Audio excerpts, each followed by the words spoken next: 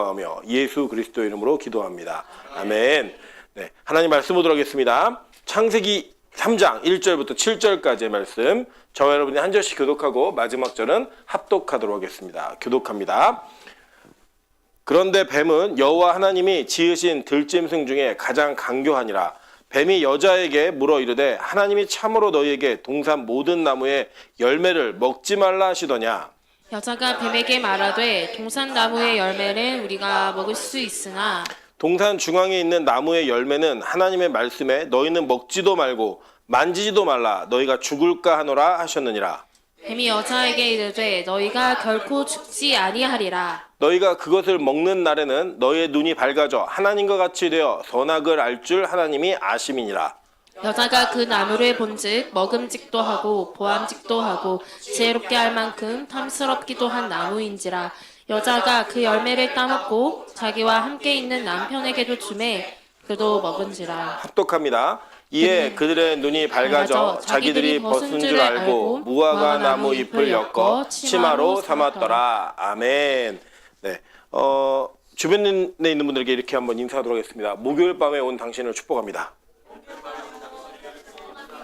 네, 저는 개인적으로 빛과소금교회에서 이제 제일 제가 좀 애착이 가는 예배가 있다면 사실은 목요 예배입니다.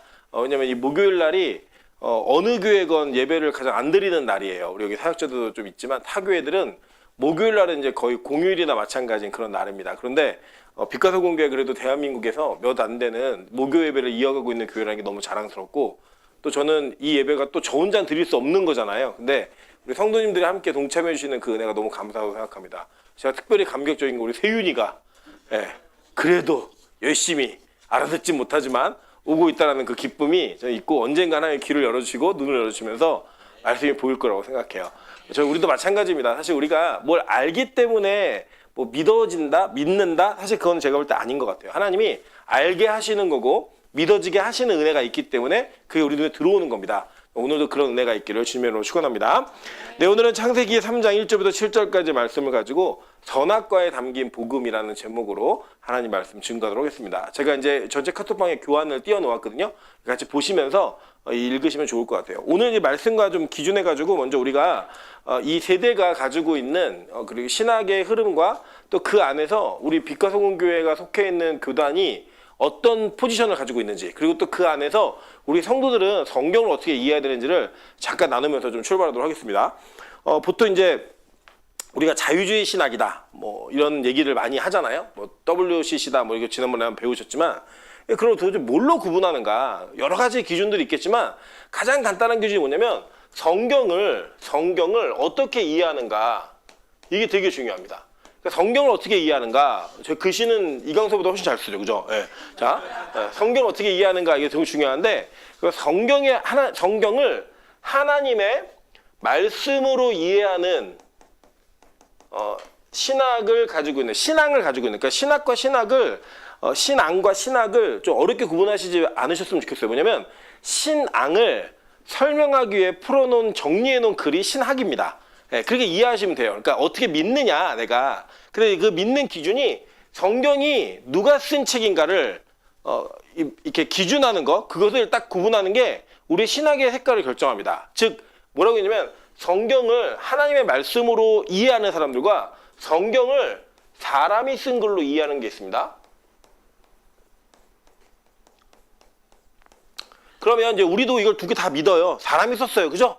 사람이 썼고 저자가 분명히 있어요. 근데 여기를 넘지 않고 여기에서만 머무르면 무슨 일이 발생하냐면, 자 보세요. 예를 들어서 우리가 이제 같은 시대와 같은 상황을 살고 있지만 어떤 사람에게는 자기가 가지고 있는 기준이 다른 사람의 기준과 다를 수가 있고, 그 다른 기준이 누가 옳다라고 할 수 없는 기준이 있습니다. 예를 들자면 우리 그 박미영 집사가 요새 뭐에 빠져 있냐? 60개 치킨의 찌란 윙봉이라고 하는 치킨에 빠져 있습니다. 세영이 알아? 찌란 윙봉? 몰라? 먹어봐 한번.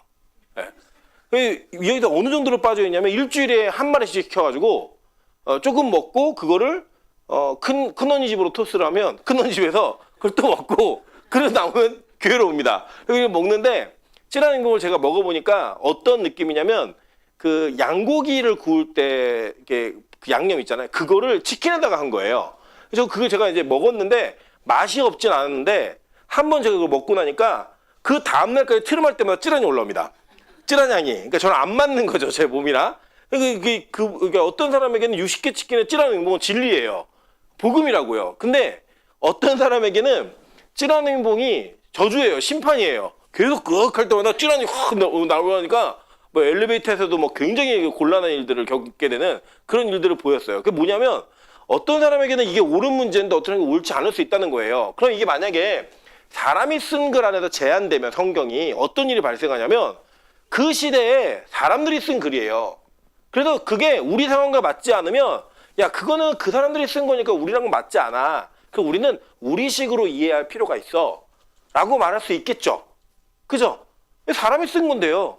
여러분 만약에 이것을 사람이 쓴 글로 제한해버리면 바울 사도가 여러분도 나은 건 뭐예요? 바울 사도 여러분 나은 거 뭐예요? 그러니까 바울이 신약성경 제일 많이 썼잖아요. 바울 사도가 여러분 나은 게 뭐냐고요? 여러분 바울 사도가 굉장히 훌륭하다고 생각하세요? 여러분 스스로가? 나은 게 많이 있죠. 있는데 그 사람이 나은 건 뭐냐? 우리보다 조금 더 헌신한 거, 우리보다 조금 더 구약을 잘 이해하고 있는 거 그렇게 설명한 거예요. 근데 저랑 안 맞을 수 있잖아요, 나랑. 그죠? 그건 바울이고. 그리고 그러나 바울이 약한 게 있죠. 바울은 챗 GPT를 모릅니다. 그죠? 바울은 이 시대의 컴퓨터, 인터넷 이런 문화를 아무것도 모르죠. 그럼 만약에 우리가 가지고 있는 무기를 갖고 그 사람들과 문화적으로 그 글만 갖고 경쟁한다 그러면 지금 우리가 바울을 이길 수 있을까 없을까요? 저 이길 수 있다고 생각해요. 인터넷이 있으니까 충분히 가능하다고 생각합니다. 자, 그런데 만약에 이 성경을 사람이 쓴 글이 아니라 사람이 하나님의 계시를 통해 쓴 하나님의 말씀이라고 이해를 하면 이건 좀 차원이 달라져요. 예. 야, 왜냐하면 성경이 주는 권위가 사람의 글의 권위로부터 훨씬 뛰어넘는 초월적 권위를 갖기 때문이에요. 자, 예를 들면 챗 GPT가 있기 때문에 우리가 하나님을 이길 수 있을까요? 예? 그럼 불가능하죠. 이거 가능하다고 생각하시는 거 지금? 예, 불가능하죠, 이거는. 그러니까 우리가 어떤 문화와 상황이 바뀌었다 할지라도 우리가 가지고 있는 환경이 하나님의 말씀의 권위를 무너뜨릴 수 있다, 없다? 없다라고 보는 거예요. 그러니까 없다라고 믿는 사람들이 누구냐면 이걸 이제 보수주의자들이라고 얘기하는 겁니다. 보수주의라는 단어가 저는 개인적으로 마음에 들지 않는데 이제 저희가 믿고 있는 개혁주의 신학이 이 신앙적인 삶의 형태를 유지하고 있는 거예요. 뭐냐? 성경이 최고의 권위인 거예요. 그래서 이게 어느 정도의 권위가 있냐면 여러분 저랑 세윤이랑 논쟁이 붙었는데 누가 이겨야 돼요? 원래는 제가 이기는 게 맞죠. 제가 훨씬 오래 살았으니까. 그런데 만약에 세윤이가 성경의 목사님 이렇게 돼 있는데요? 라고 말하면 누가 이기는 걸까요? 세윤이가 이기는 거예요. 네. 우리는 누가 말했는가가 중요한 게 아니라 성경이 뭐라고 말했느냐가 훨씬 중요한 거예요. 교회는 그 가치를 가지고 있는 게 진짜 보수적인 개혁주의 교회예요. 이게 안 맞는 말인데 근데 나중에 이건 나중에 좀 설명하도록 하고요. 어쨌든 이 성경을 어떻게 이해하고 있는가가 되게 중요한 겁니다. 자, 그런데 이 자유주의 신학자들은 성경을 어떻게 이해하냐면 사람이 쓴 글의 그 제한을 못 벗어나요. 못 벗어나니까 성경의 말씀을 내가 해석하는 게 옳은 해석인 거예요. 내 상황에 맞게 해석하는 게 맞는 해석인 거예요. 뭐 예를 들면 동성애 문제 이런 거 있잖아요. 그런 문제는 지금 이 시대 사람들이 다 그거 하고 있다는 거예요. 그리고 그게 별로 문제가 되지 않는다고 얘기하는 거고 그걸 그냥 교회가 고대에 쓴 이야기를 지금 문화적인 틀을 해석하지 않고 그냥 가져오는 거는 잘못된 해석이다. 그렇게 말하는 게 이제 자유주의 신학자들인 겁니다. 그러니까 대표적으로 이런 사람들이 가지고 있는 특징은 성경의 권위가 높지 않아요. 성경은 내가 해석할 수 있는 책이에요. 이런 개념으로 출발하고 있다는 겁니다. 오늘 그 말씀에 이거에 근거한 말씀의 이제 출발이 성경에서 나오고 있는 걸 보게 됩니다. 한번 볼게요. 자, 이제 오늘은 보면 이제 제목이 선악과에 담긴 복음인데 좀 특이하지 않으세요? 이제 복음은 그래도 좀 이렇게 우리가 긍정적인 내용들로 가져가는 게 맞잖아요. 근데 이 선악과라고 하는 게 왜 복음이 될 수 있는지 이 내용들을 함께 살펴보면서 이게 내용들 좀 보도록 할게요. 오늘 본문이에요. 본문인데 뭐 키워드 보면 자 보세요. 뱀이 여자에게 물어봤어요. 물은 내용이 뭐냐면 하나님이 참으로 너희에게 동산 모든 나무의 열매를 먹지 말라 하시더냐라고 물었어요. 자, 이 말은 뱀이 하나님과 아담과의 대화를 알고 있어요, 모르고 있어요? 알고 있다는 거예요, 지금. 근데 그 알고 있는 걸 완전히 뒤집어 버렸어요. 어떻게 뒤집었냐면 성경은 처음에 하나님이 뭐라고 얘기하셨냐면 동산에 있는 모든 나무 열매는 먹어라. 그런데 뭐만 먹지 말아라. 동산 중앙에 있는 선악과만 먹지 말아라. 선악을 알게 하는 나무의 열매를 먹지 말아라. 이렇게 얘기했다고요. 자, 그런데 이 뱀은 이걸 뒤집었죠. 어떻게 뒤집었냐면 야, 너 하나님이 모든 거 아무것도 먹지 말라고 그랬다며? 이렇게 얘기한 거예요. 그러니까 이 여자가 이걸 대답하는데 아니야, 우리 먹을 수 있어. 그런데 동산 중앙에 있는 나무는 자, 뭐라고 했냐면 먹지도 말고 만지지도 말라라고 얘기했어요. 그죠? 그러니까 이거는 이 하나님의 말씀에 무언가를 첨가해버린 거죠. 그죠? 하나님은 뭐라고 얘기했어요? 먹지 말라라고 얘기했다고요. 근데 만지지도 말라라는 말을 첨가함으로써 뭘 강조한 거냐면 야, 하나님 너무 가혹해. 이걸 얘기한 거예요. 제가 예를 들어서 이제 어린이집에 그 어떤 일들이 있냐면 어린이들이 우리 여기 김혜아 성도님도 계시지만 어린이들이 거짓말을 하는 시기가 있어요. 말도 안 되는. 그래서 이제 갑자기 어떤 거짓말이냐면 오늘 어린이집에서 자기 점심 안 줬다는 거예요. 네, 그럼 이제 엄마들이 그걸 믿고 눈이 뒤집혀가지고 항의를 합니다. 그래서 이제 어린이집을 어떻게 방어를 하냐면 매일매일 무슨 식단이 나가고 있는지를 찍어서 보여주고 애들이 먹는 것도 사진 찍어서 보여주고 남겨줘야 돼요. 왜냐면 아이들이 이렇게 뭔가 이렇게 거짓말을 하면서 우리 어린이집에서 나를 밥도 안 먹이는 어린이집으로 만들어 버리는 거죠. 그건 뭐냐면 애가 거짓말하는 시기가 있는 건데 그걸 이제 딱 캐치하지 못하면 엄마들이 오해하고 막 큰 흥분할 때가 있죠. 자, 근데 여기서 뭐냐면 지금 이 하와는 너무 하나님 가혹하다는 거예요. 여러분 잘 보세요. 이게 하나님이 야, 너 저거 먹으면 안 돼? 라고 얘기하면 호기심이 있을까 없을까요? 엄마가 나가시면서 너 저 상자 건드리지 마. 큰일 난다. 그 나가면 건드리지 않아야겠다는 마음은 있지만 도대체 뭐지 저게? 이 궁금함이 있을까 없을까요? 있죠. 제가 여기다 봉투 하나를 놓고 가면서 아무도 열어보지 마세요. 그리고 나가면 여러분 사람이 있겠죠? 예. 제가 볼 때 임찬수 계열은 안 열어봅니다. 임찬이는 찢어서 봅니다. 일단 어떻게든 뜯어봐야 돼요. 왜냐면 제가 아직도 기억나는 게 제가 전학을 한번 한 적이 있어요. 초등학교 때. 근데 전학을 할 때 예전에는 생활기록부라 그래서 그걸 이렇게 탁 이게 동봉해갖고 아주 단단하게 동봉해가지고 제가 직접 가지고 학교를 갔어야 돼요. 근데 그걸 갖고 왔는데 저희 어머니가 뜯어보자는 거예요, 이거를. 근데 저희 아버지는 그러지 말라고, 선생님이 뜯지 말라고 그랬다고. 근데 저희 어머니가 그걸 바늘을 달궈가지고 살살 이렇게 뜯어가지고 그 안에 뭐라고 썼는지 보시더라고요. 그러니까 제가 이제 어머니 계열이라고 보시면 돼요, 성격이. 자, 근데 이 하와가 얘기한 게 뭐냐면 야, 하나님 너무 가혹해. 만지지도 말래. 아, 진짜 짜증나. 이 표현이 들어가 있는 거예요, 여기 뉘앙스가. 자, 그랬더니 뱀이 뭐라고 얘기냐면 야, 너 하나님한테 속았어. 결코 죽지 않아. 이게 얘기합니다. 자, 이제 나중에 히브리어는 갑자기 볼 건데 나중에 교환을 보시면은 이 안에 무슨 뜻의 히브리어가 있는지 이렇게 쭉 보여드리는 내용이 있어요. 이거는 나중에 이제 살펴보시면 될 것 같고요. 필요한 것만 제가 살펴보도록 할게요. 자, 그랬더니 그러면서 얘기한 게 뭐냐면 너희가 먹는 날에는 어떻게 되냐? 눈이 밝아져서 어떻게 된대요? 하나님과 같이 되어서 선악을 알 줄을 하나님이 아셨다. 그래서 하나님이 먹지 말라고 얘기한 거야. 얘기했어요. 자, 이거 진짜예요, 아니에요? 에? 이거는 맞는 말이에요. 눈이 밝아져서 선악을 알게 된다는 거예요. 근데 이 선악을 아는 게 뭔지가 나중에 이제 보시면 되게 중요합니다. 자, 그래서 여자가 그 얘기를 듣고 나무를 보니까 어떤 일이 벌어졌냐면 본즉 먹음직도 하고 보암직도 하고 지혜롭게 할 만큼 탐스럽기도 한 나무인지라. 자, 그래서 서양에 있는 학자들은 이 나무의 실체를 사과나무로 이해했어요. 물론 이제 사과나무가 맞다는 건 아니에요. 그냥 신학자들이 얘기한 거예요. 생명나무는 포도나무로 이해하고 있어요. 그런데 이렇게 했더니 자, 여자가 그 열매를 따먹고 자기와 함께 있는 남편에게도 주매. 그죠? 그도 먹은지라 라고 얘기합니다. 자, 이게 오늘 스토리의 줄거리예요. 자, 그랬더니 어떤 일이 벌어지냐면 진짜로 눈이 어떻게 됐어요? 밝아져서 뭘 구분하게 됐어요? 벗은 것을 구분하게 되었고 그 벗은 것으로 인하여서 그들이 수치를 느껴서 가리기 시작했어요. 그게 이제 오늘 내용이에요. 그러면 지금 이 내용에 담겨져 있는 전체 스토리 안에서 스토리 라인을 잘 흐름을 짜보시면 우리가 죄에 대한 개념이 뭔지, 선악을 아는 개념이 뭔지, 그리고 이 타락이라는 개념이 뭔지를 정확히 알 수 있습니다. 한번 그 내용들을 보도록 하겠습니다. 자, 먼저 보면 첫 번째는요. 지금 이 스토리 안에서 되게 무너지게 있어요. 뭐가 질서가 크게 무너져 버렸어요. 어떤 질서가 무너졌냐? 자, 볼게요. 지금 창조 질서는 어떤 개념이었냐면 하나님이 세상을 창조하시고 그리고 이 모든 통치권을 누구에게 주냐면 남자에게 주셨어요. 그죠? 그 남자가 그 통치권을 수행한 게 뭐였어요? 동물의 이름을 지었죠. 네이밍 작업을 했단 말이에요. 이름을 지어줬는데 그 이름을 지어주고 나니까 내 짝이 있었어요? 없었어요? 없어가지고 하나님이 그의 갈비뼈를 취해갖고 뭘 만드셨죠? 여자, 하와를 만드셨어요. 그죠? 여자를 만들었고 그 여자와 남자에게 이게 사람이라고 얘기하시면서 그들에게 어디를 통치하고 다스리라고 얘기했어요?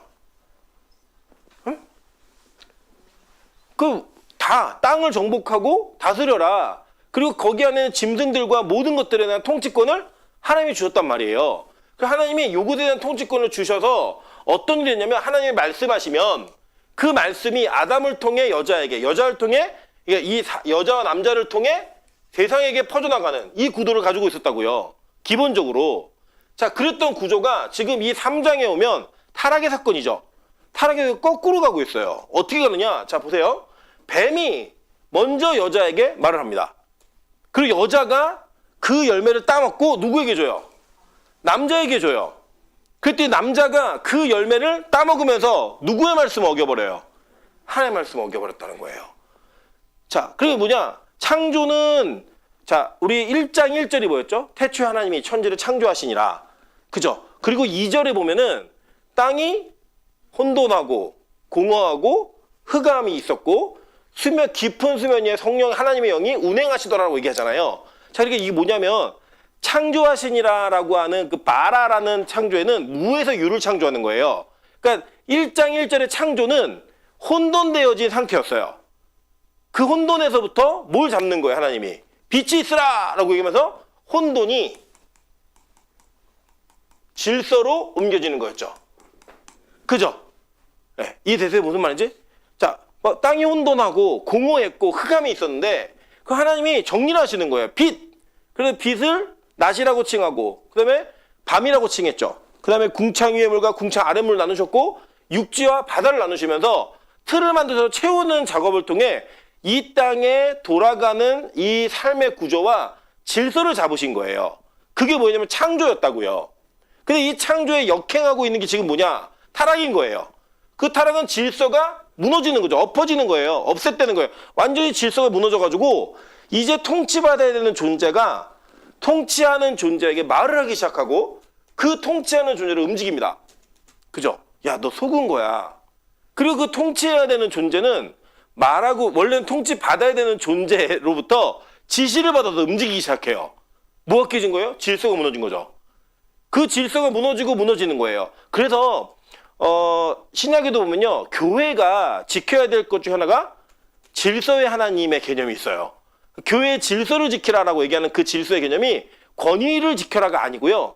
성경이 창조되어진 그 창조의 원리에 따라 그 질서의 내용을 유지하라라고 하는 하나님의 명령이 있는 거예요. 그리고 잘 보시면 이게 나중에는 구원의 계획과도 엄청 긴밀하게 연관이 돼 있어요. 자, 그래서 이 말씀이 무너짐으로 인해 이걸 뭐라 하냐? 이거를 창조라고 얘기하면 창조의 반대말이 뭐예요? 타락인 거예요. 우리는 타락을 마치 우리가 선한 존재로부터 악한 존재가 되어진 개념으로 이해하시는 경우가 상당히 많죠. 왜냐면 뭐 보통 막 타락 천사 그러면 막 고귀한 천사가 막 타락해가지고 악령이 되는 이런 개념으로 이해하시는데 실제 성경은 타락의 개념을 질서와 무질서로 설명하고 있어요.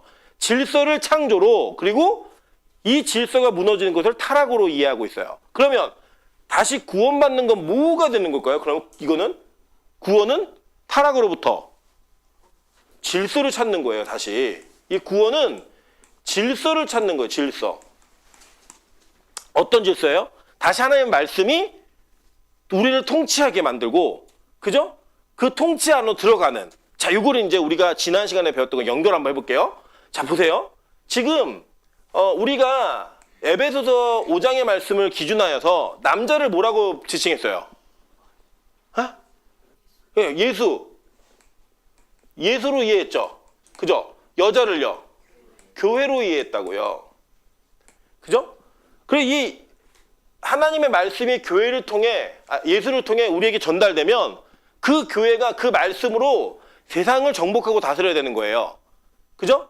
그런데 이게 거꾸로 됐고 어떻게 됐어요? 지금 세상이 교회에게 말을 해요. 그럼 교회가 이걸 가지고 누구를 움직여요? 예수를 만들어내는 거예요. 내가 원하는 대로. 그리고 그 만들어낸 교회가 뭘 무시해버려요? 하나님의 말씀을 무시해버리는 거예요. 이게 뭐예요? 아까 얘기했던 자유주의잖아요. 이게 그대로 이어지고 있는 거예요. 이 타락의 개념이.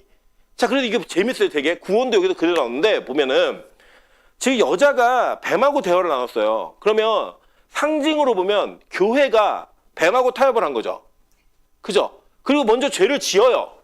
어떻게 했냐? 남편에게 상의하지 않고 여자가 먼저 선악과를 따먹어 버렸어요. 그죠? 보통 이제 여자들이 방판하는 사람들한테 딱 와가지고 방판하는 사람이 이게 뭐 화장품 좋다고 막 얘기를 하면 남편하고 상의 안 하고 일단 결제를 하잖아요. 예. 결제를 하고 남편한테 뭐라 그래요? 사은품 당첨됐어. 이렇게 얘기를 해요. 예. 걸리면 안 되니까. 예. 해본 경험이 있으신 분들 계신가 봐요. 자, 이게 뭐냐? 잘 보세요. 교회가 타락을 하고 죄를 지니까 그 죄를 지은 것을 아담에게, 그러니까 예수에게 이 선악과를 주니까 예수가 그걸 먹어요, 그냥. 그죠? 그래서 죄 있는 자가 돼버린다고요. 자, 이게 뭐냐면 구원하는 과정 속에 있어서 교회하고 예수 그리스도가 어떤 관계 속에서 이 죄에 대한 책임을 같이 하는지를 성경은 보여주고 있는 거예요, 이미.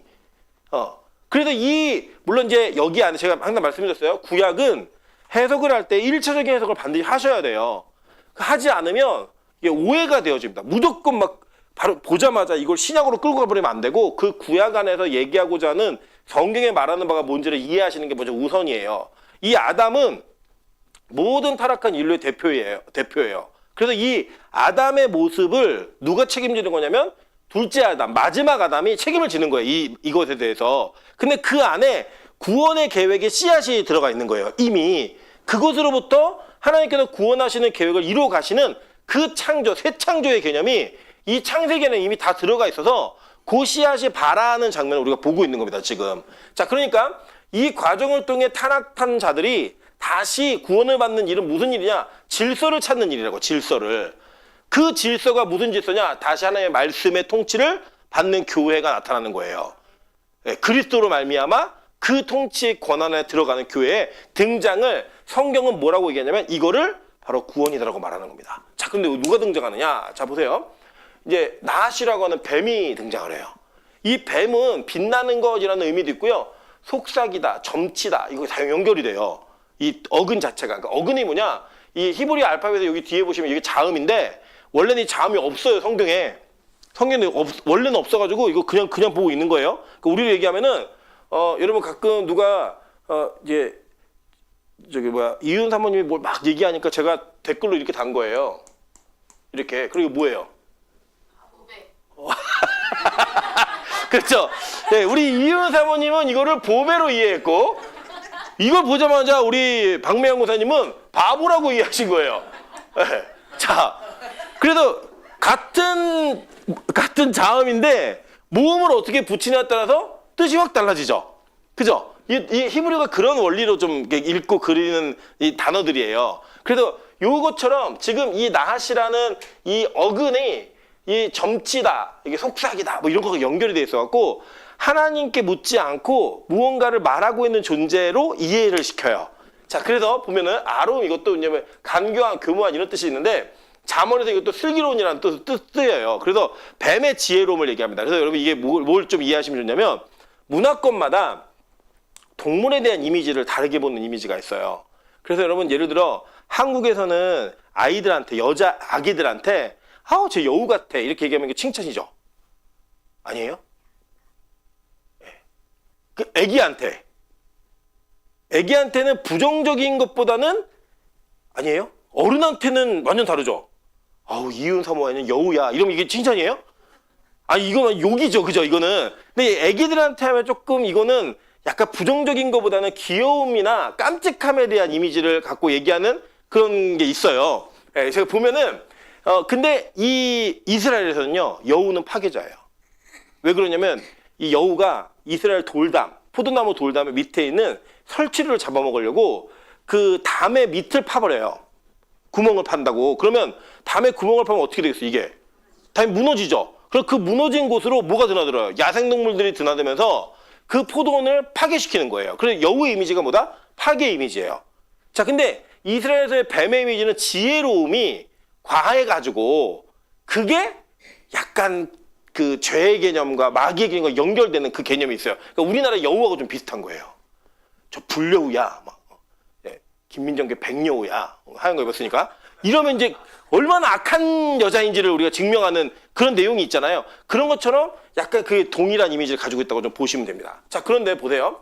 우리가 죄의 개념을 이해할 때 대부분 죄의 개념을 문화권은 어떻게 이해하냐?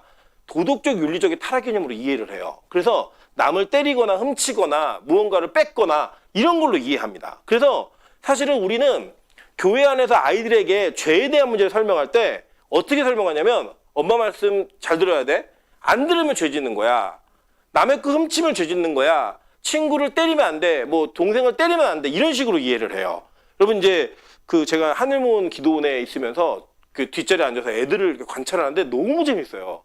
어떻게 재미가 있냐면 우리 하민이가 하늘문에 가면 빌런입니다. 네, 왜 빌런이냐면 하민이는 힘이 세고 빨라요. 그 얘는 힘이 세니까 자기 갖고 싶은 게 있으면 일단 뺏어요. 그러면 상대가 이제 뺏긴 아이가 하민이를 밀거나 이렇게 할 거 아니에요? 그럼 걔는 밀었는데 하민이 때려요. 그 이제 걔가 우는 거예요. 하민이 뛰어요, 그러면. 도망갑니다, 일단. 그 자리를 피해요. 그 엄마들이 왜 우는지 모르는 거예요. 우리 애가 왜 울고 있지? 하민이 도망갔어요. 네. 들키지 않는. 그리고 또 누가 빌런이, 하나는 또 저기 예나라고 걔는 남의 물건을 보자마자 들고 뛰어요, 그냥.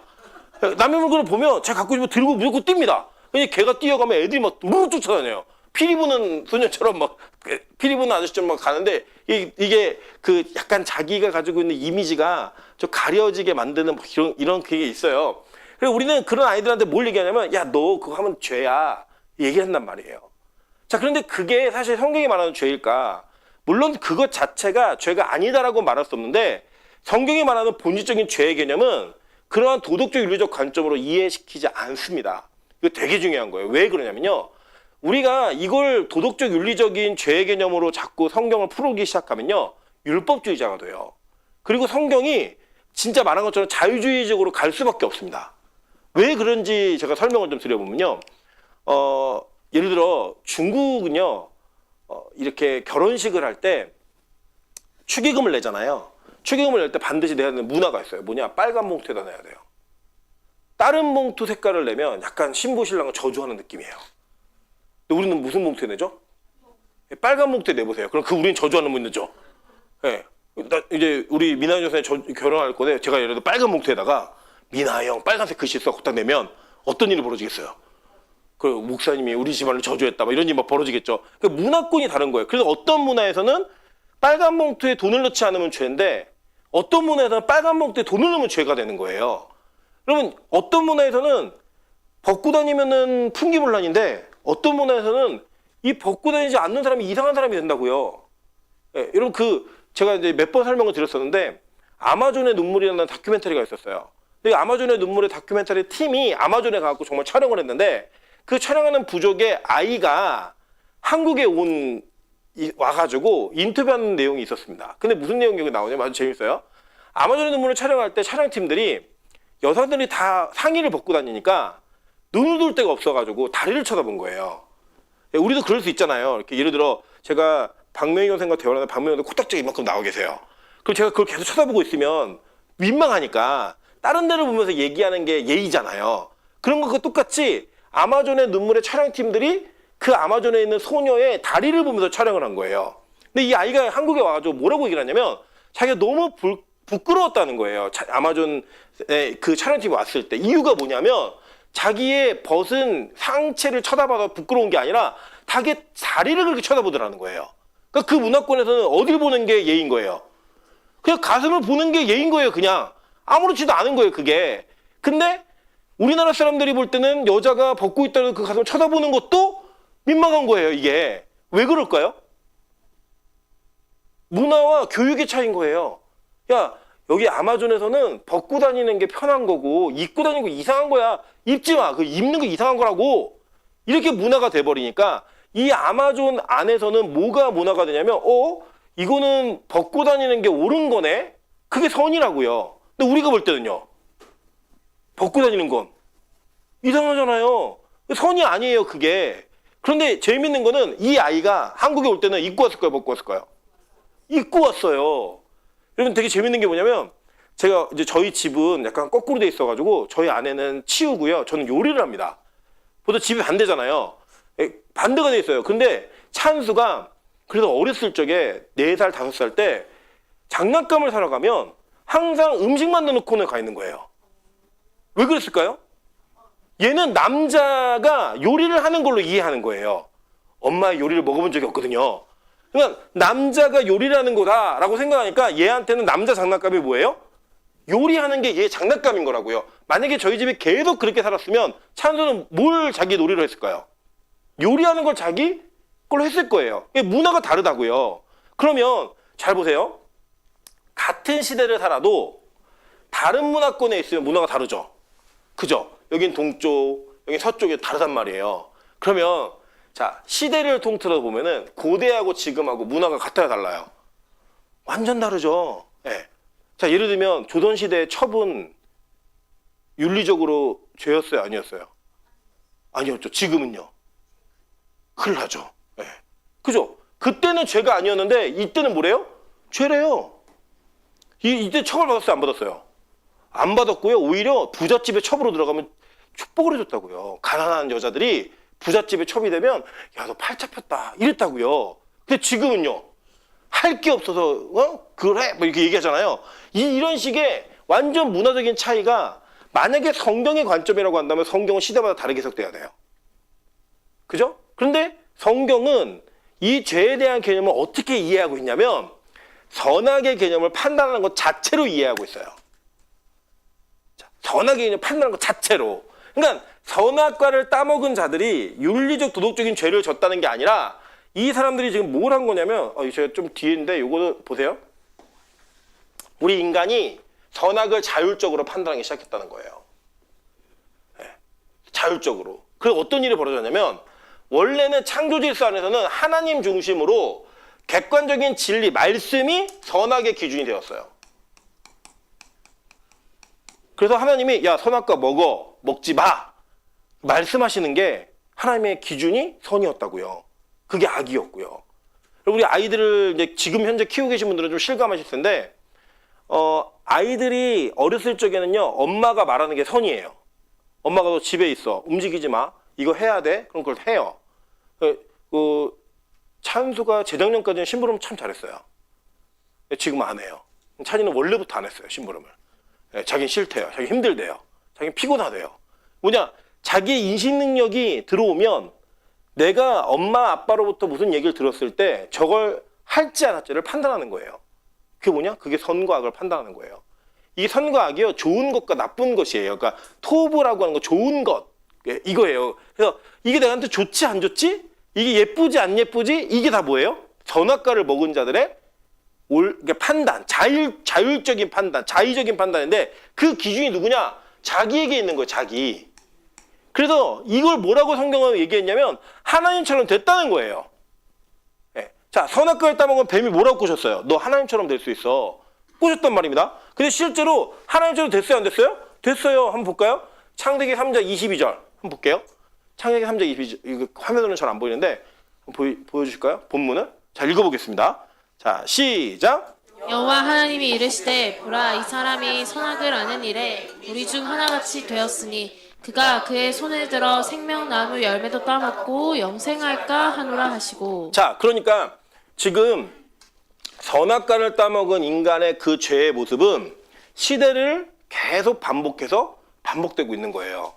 자, 이거를 사사기에서 뭐라고 풀었느냐 볼게요. 사람이 각기 자기의 소견에 옳은 대로 행하였더라. 이 전이 뭘까요? 그때 이스라엘에 뭐가 없어서? 왕이 없어서. 자, 그러니까 왕이 없어서 각자 소견에 옳은 대로 행하였더라. 이게 뭐예요? 선악과를 따먹은 인간의 타락의 모습인 거죠. 그러니까 그러니까 우리가 성경 말씀을 들으면서도 뭘 이해하냐면 이거는 내가 할 수 있을 것 같아. 저거는 내 마음과 맞아. 근데 저 말은 아니지 않을까? 아무리 성경에도 저거 너무 과한 것 같아. 이런 판단을 우리가 한다 안 한다? 하죠. 들으면서도 이건 지킬 수 있는 거, 지킬 수 없는 거. 야 저거는 어떻게 지켜? 말도 안 되는 거야. 저거는 목사니까 종교니까 저렇게 얘기하는 거지. 이런 판단을 하고 있는 것 자체가 지금 뭐 하고 있는 거예요? 죄를 짓고 있는 거예요. 그게 무슨 죄다? 선악과를 따먹은 죄를 그대로 짓고 있는 거다 라고 성경은 선언해 버리는 겁니다. 자, 그래서 뭐냐면 이 선과 악을 안다는 것은 자기가 이 지식의 기준을 가지고 경험적으로 판단하기 시작하는 거예요. 자, 보세요. 아담과 하와가 처음부터 어떻게 창조되었어요? 벗어서 창조됐죠. 벗은 몸이었는데 부끄러웠어요, 안 부끄러웠어요? 안 부끄러웠다고요. 근데 어느 날 선악과를 따먹은 순간 눈이 밝아지면서 판단하기 시작한 거예요. 벗었네?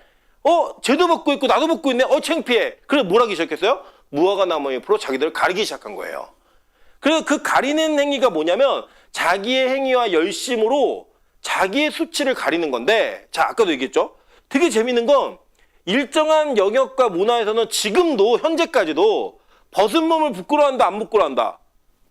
안 부끄러워한다고요. 그죠? 안 부끄러워해요. 근데 자기 기준을 만들어서 이건 벗은 건 부끄러운 거야 라고 하는 약속을 사회적으로 합의해버린 거예요. 애들한테 뭐라 그러죠? 예를 들면 지금도 하민이, 찬이 이런 애들은요, 다른 사람들이 자기 쉬를 느껴주고 옷을 입혀주는 거를 부끄럽게 생각해요, 안 해요? 안 해요. 걔네들한테 그게 없는 거예요. 근데 엄마 아빠가 뭐라 가르치죠? 이거 부끄러운 거야. 다른 사람이 보면 안 되는 거야. 다른 사람이 만지면 안 돼? 라고 가서 교육을 시키죠. 그 교육을 통해 이 아이는 뭘 배워요? 이거는 악이구나 라는 기준을 배워요. 근데 누구의 기준이에요? 사회적 합의의 기준이라고. 이게 그 합의의 기준을 통해서 남자에게, 여자에게, 사람에게 주어지는 그 틀들, 그 모든 것이 다 뭐예요? 선악과를 따먹은 인간의 죄의 결과라고 성경은 얘기하고 있는 겁니다. 자, 우리나라도 볼까요? 예전에 그 기록을 보면 이화학당의 여자아이들이 복숭아뼈가 보이는 치마를 입고 다닌다고 돌을 맞았고, 계란은 안 맞았어요. 그때 계란 너무 비싸가지고 계란 맞는 시대가 아니고 돌 맞았어요. 혼나고. 그 복숭아뼈가 보이는 치마가 어느 정도 길이에요? 그죠? 엄청, 요새 그거 입고 다니면요, 여름에 사람들끼리 야, 너 보기만 해도 더워 이렇게 얘기하잖아요. 예, 지금은요, 복숭아 뼈 조각만한 치마를 입고 다니죠. 완전 바뀌어가지고 그런 치마를 입고 그거를 보는 사람이 잘못했다고 얘기하는 시대로 바뀌었어요. 쳐다보는 사람이. 그걸 이상하게 생각하는 사람이 이상한 거야. 이런 시대로 바뀌어버렸다고요. 이게 뭐냐? 사회적인 합의의 기준도 바뀌어요, 안 바뀌어요? 바뀌고 있죠, 계속. 그 바뀜이 뭐가 주체예요? 내가 주체인 거예요. 사람들의 주체. 그걸 바꿔가고 있는 사람들의 그게 다 뭐예요? 다 선악과를 따먹은 인간의 죄악의 모습이라고 성경은 얘기하는 거예요. 그러면 이 시대의 죄악은 계속 어떻게 돼요? 반복되고 있는 거라고요. 그래서 우리가 죄인이다, 너 죄인이야 라고 얘기할 때 보통 사람들이요, 내가 무슨 죄를 지었지? 남의 거 훔쳤나? 남을 피해줬나? 남에게 뭐 욕을 했나? 이런 죄를 미리 생각하시는데, 딱 기준은 뭐냐면 너 죄인이야 라고 얘기할 때 진짜 죄를 깨달은 분들은요, 내가 하나님의 말씀의 기준을 붙들고 살지 않는구나. 그게 그냥 선악과를 따먹은 인간의 타락의 개념을 보여주는 거예요. 그거보다 무질서예요. 질서가 파괴된 거예요. 성경은 그거를 우리에게 가르쳐주고 있다는 겁니다. 그러니까 타락의 개념이 뭔지를 잘 이해하셔야지만 구원의 개념이 이해가 돼요.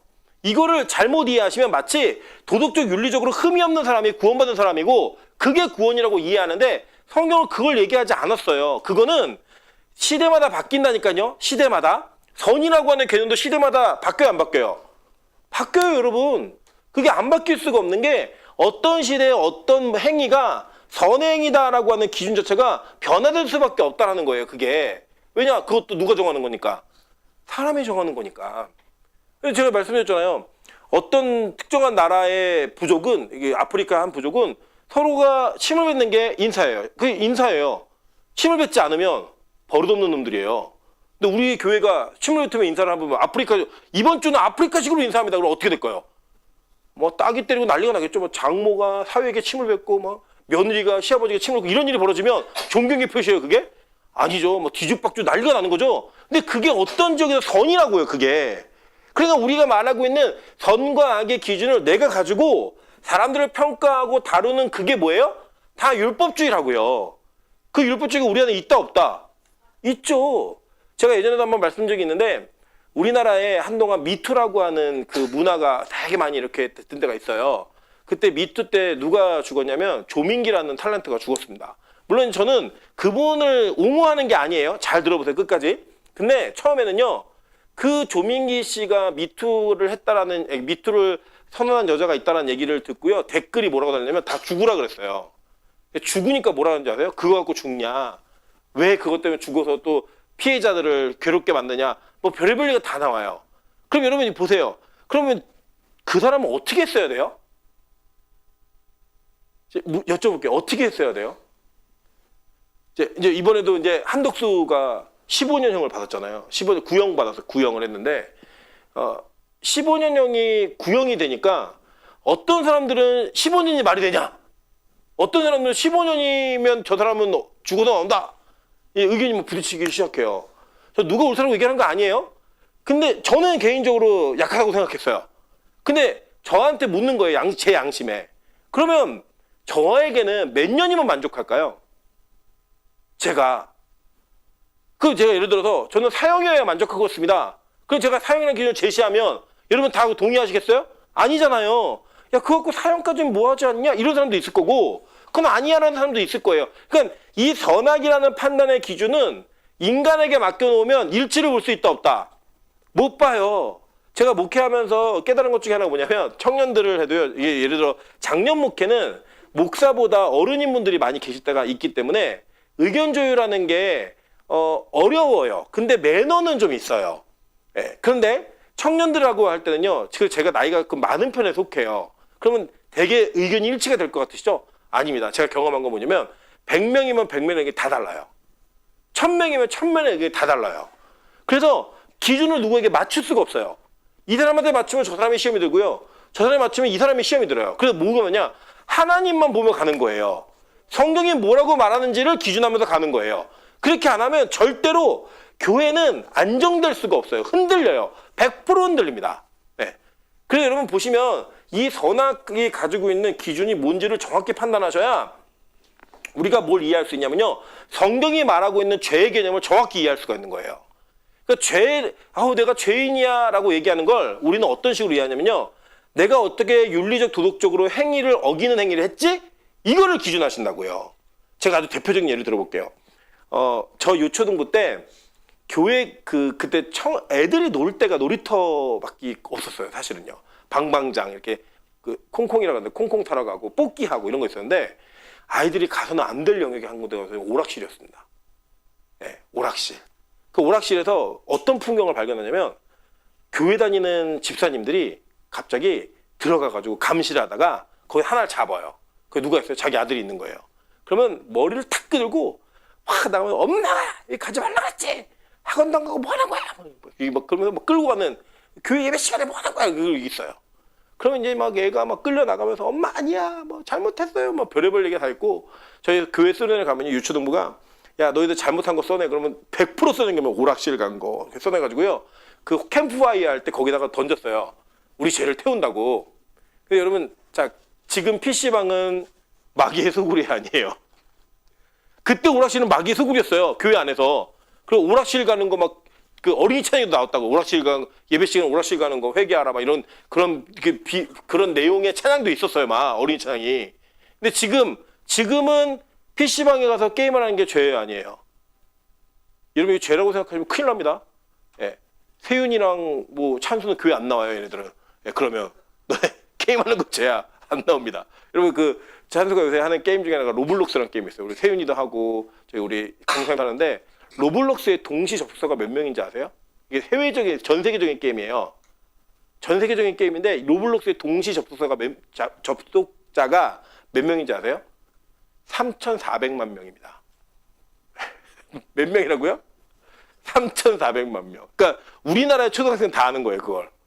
예, 다 아는 거 거의 다. 예. 근데 그거를 죄의 문제로 가져가서 교회가 못하게 한다. 교회는 산으로 가야 돼요. 절처럼 이제 산에 다 가둬놓고 인터넷 안 되는 데서 해야죠. 그러니까 이렇게 죄라고 하는 영역을 내가 기준해 버리잖아요. 그럼 어떤 문제가 발생해 버리냐면 이 종교가 도덕적 윤리적 기준을 가지고 있는 세상 종교와 별로 다르지 않게 됩니다.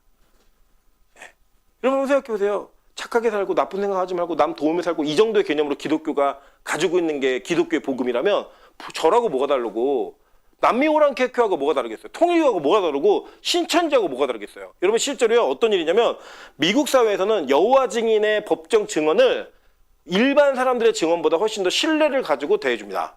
이유가 뭐예요? 그들은 교리로 거짓말하지 않는 것을 너무나 크게 강조해요. 그래서 기독교인이 증언하는 것보다 여호와 증인이 증언하는 것을 더 믿어준다고요. 둘이 부딪히면 배심원제도니까 거기는 일반 사람들이. 그러면 그들이 더 복음에 가까운 사람들이에요? 그들이 더 진리에 가깝고 그들이 더 구원에 가까운 사람들이에요? 성경은 그렇게 얘기하지 않는다고요. 근데 우리는 그 기준을 따라서 교회를 정해놓다 보니까 어떤 일이 발생했느냐? 술 안 먹고 담배 안 피고 11조하고 교회에 예배 빠지지 않는 사람이 믿음 좋은 사람으로 이해를 해버려요. 그렇게 이해를 해버린다고요. 그러니까 체질적으로 안 되는 사람들이 있어요. 체질적으로. 제가 볼 때는 저희 안에 F형이 근데 기본적으로 그 FM의 사람들이 있어요. 저희 안에 뭐 김민정 간사, 이주양 목사 이런 사람들은요.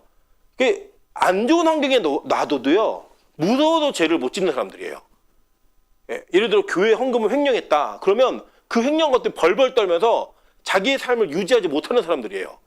근데 저는 횡령했는데도 안 한 사람처럼 살 수 있는 사람이에요. 이해되세요? 무슨 말인지? 그렇게 기준을 정해놓으면 우리가 가지고 있는 기독교의 개념이 완전히 도덕적, 윤리적, 종교적인 이 세상의 종교성으로 가버리면 율법주의로 갈 수밖에 없는 거예요. 제가 아까 말한 그 사람은 율법주의자의 성향이 되게 강해요. 내가 가지고 있는 기준, 이 틀을 넘으면 안 되는 거예요. 왜냐? 나는 법 없이도 살 사람이고 나는 특별히 남에게 해를 끼치지 않는 사람이니까. 기독교의 죄는 그걸 얘기하는 게 아니라고요. 기독교의 죄는 네가 뭔가 선인지 악인지를 판단하는 것 자체 그게 죄야. 이렇게 선언해버린 거예요. 여기 죄인 아닌 사람이 있다 없다? 없어요. 여러분 술 먹는 거 죄야 이렇게 접근해버리면 안 먹은 사람은 의인이 되는 거예요.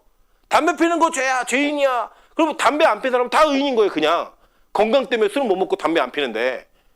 여러분 그런 식의 접근은 성경은 부정하고 있다라는 걸 보시면 됩니다. 그래서 마귀가요 뭘 했냐, 이거를 속여가지고 뭘 뺏었냐면 영생을 뺏어버린 거예요.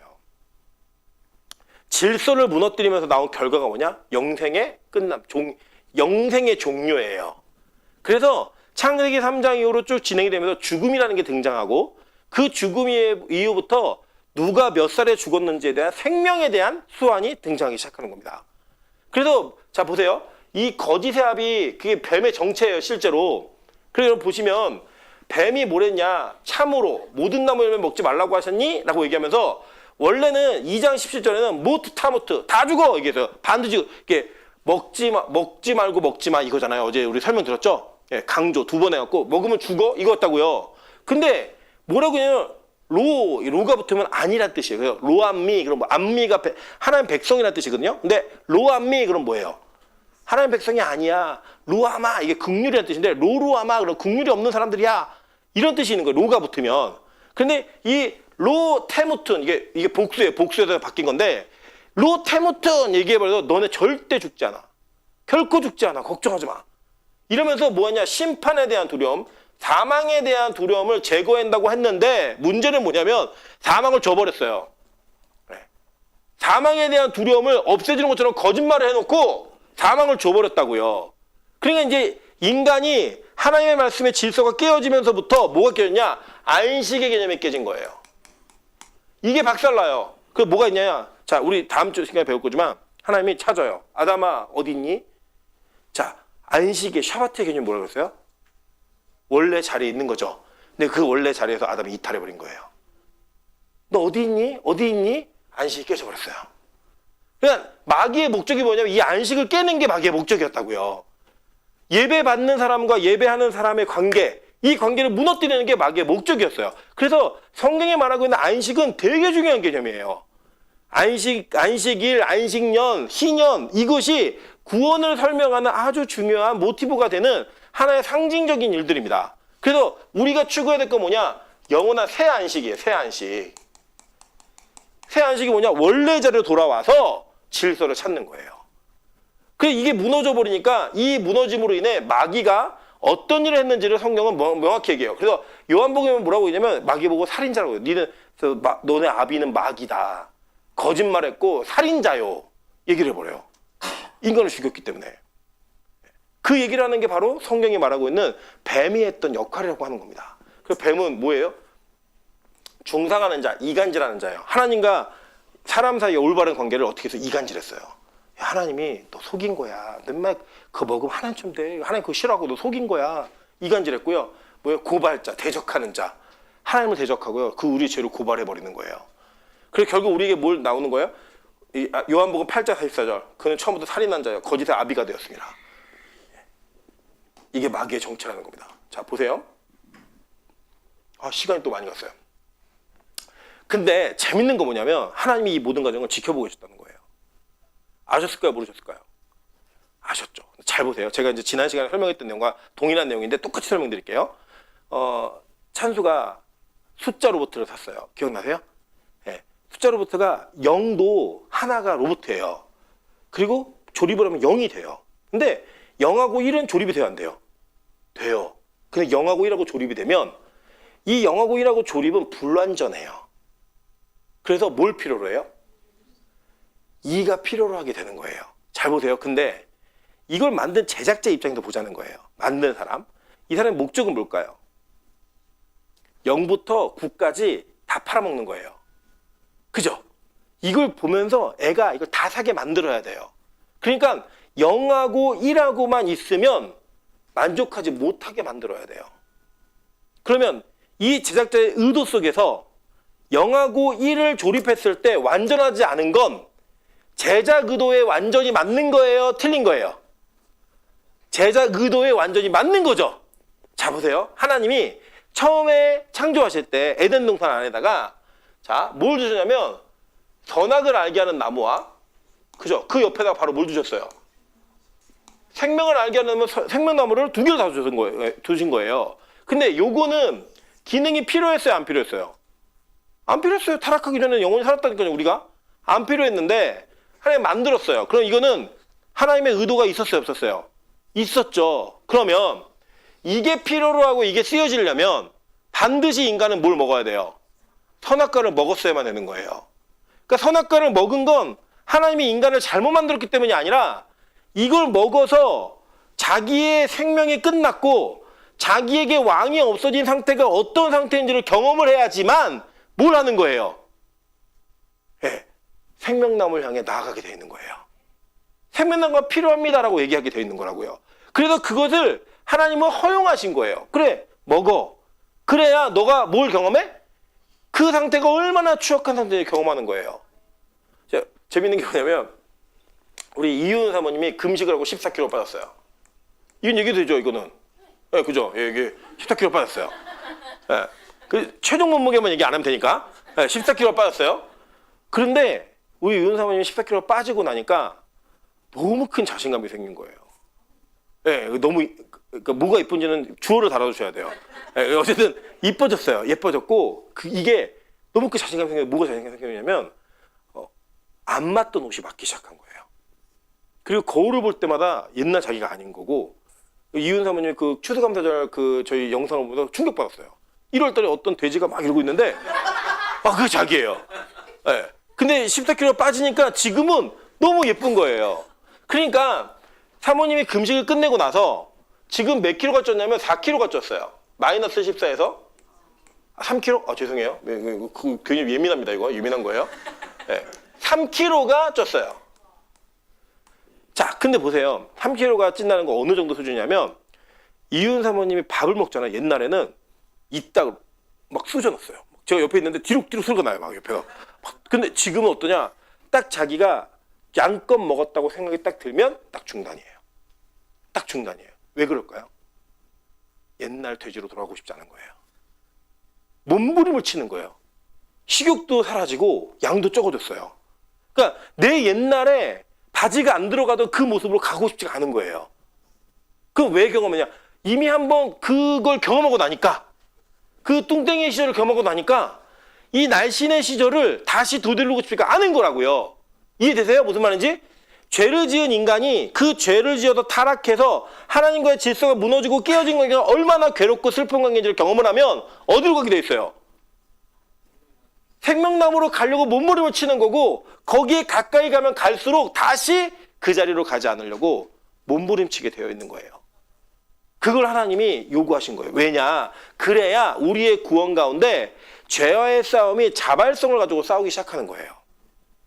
물론 하나님이 우리를 택했기 때문에 그 싸움을 싸울 수가 있는 거예요. 그 전제는 분명히 있지만 그 전제 속에서, 그 안에서 우리가 가지고 있는 자발성이라는 건 굉장히 중요합니다. 왜요? 하나님을 향한 사랑과 하나님을 향한 온전한 관계에 대한 샬롬, 안식을 요구하는 그 자발성을 하나님이 좋아하세요. 왜냐? 인격적인 관계이기 때문에. 그거는 반드시 뭐가 있어야 돼요? 선악과를 따먹은 결론이 있어야지만 가능한 일이라는 거예요. 오늘은 여기까지밖에, 너무 준비한 거 다 못했는데 잘 기억하세요. 아담과 하와가 선악과를 따먹을 때 뭐가 무너졌다? 질서가 무너졌다. 근데 그건 뭐다? 창조의 반대말이 타락인 거예요. 예, 선함의 반대말이 타락이 아니라 창조의 반대말이 타락이다. 근데 그 타락은 뭐가 타락이다? 선악의 판단의 기준이 나에게 있는 것. 그래서 그 판단의 기준을 가지고 나를 바라봤을 때 벗은 몸을 발견하기 시작하는 거예요. 그리고 뭐냐? 무화과 나무 잎으로 그 없어지는 건데 자기의 행위로 가려고 노력을 하죠. 근데 이게 소용이 있다 없다? 없는 거예요. 그래서 나타나는 현상이 뭐냐면, 우리는 내가 가지고 있는 기준을 갖고 나도 바라보지만 누구도 바라봐요. 남도 바라보게 되어 있는데 그게 다 뭐다? 자기 기준이다. 예. 그래서 이것은 선악이 우리에게 들어왔을 때 우리에게 나타나는 현상이 뭐냐? 율법주의자가 되는 거예요. 예. 행위로서 그 사람을 판단하기 시작하는 거. 그게 바로 선악과를 따먹은 인간의 실체다라고 보시면 돼요. 그래서 그게 뭐다? 사사기에서는 그때 이스라엘에 왕이 없으므로 각자 소견에 옳은 대로 행하였더라. 그럼 우리는 뭘로 돌아가야 되느냐? 우리는 다시 그 선악의 기준이 누구에게 있다? 하나님께 있다라는 판단의 기준을 들이면서 뭐로 들어가야 돼요? 안식, 원래의 자리로 돌아가야 되는 거예요. 그게 우리의 구원인 겁니다. 그래서 여러분 이거 보세요. 하나님은요, 우리의 타락을 그냥 허용하셨어요. 왜냐? 하나님 고치실 거고 새롭게 창조하실 거기 때문에, 다시 만들어낼 거기 때문에. 그래서 선악과는 복음이에요. 그 선악과 안에, 그 열매 속에 무엇인가 사망도 있었지만 동시에 그 사망으로부터 사망을 경험한 자들이 구원받을 수 있는 구원의 길을 하나 열어놓으신 거예요. 그래서 여러분, 이 선악과를 따먹은 우리 인간은 반드시 누굴 바라보게 돼 있다? 예수를 바라보게 돼 있다는 거예요. 그래서 선악과를 따먹은 걸 인정하셔야 돼요. 내가 지금도 선악과를 먹고 있는 존재라는 걸 고백하셔야 돼요. 그래야 우리는 뭘 따먹게 돼 있다? 생명의 나무로 향해 나아가는 그런 걸음을 걸을 수 있다는 거예요. 성경은 그걸 우리에게 가르치고 있습니다. 그래서 오늘 여러분과 함께 찬양으로 고백하며 나가기 원하는데요. 이 찬양의 가사는 이제 오래된 찬양인데 후렴만 부를 거예요. 후렴만 부를 건데, 이 찬양의 가사가 뭐냐면, 이제 택한 너희를 고쳐주리라.